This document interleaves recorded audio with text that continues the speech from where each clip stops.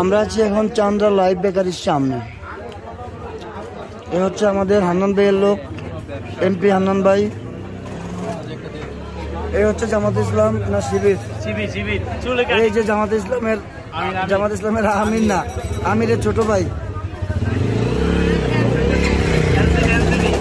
NCB ছাত্র নেতা। এই হচ্ছে ছাত্র ক্যাডার, এনসিবি ক্যাডার।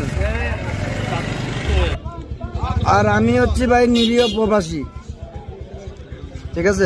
তো আমরা আসছি এখানে, এখন আমরা মালাই চা খাবো। ইন্টারভিউ কার নেবে, কে নিবে? আমি নিব না আপনারা নিবেন? কি পরিপ্রেক্ষিতে ইন্টারভিউ নেব? আসসালামু আলাইকুম ভাই, কেমন আছেন আপনি?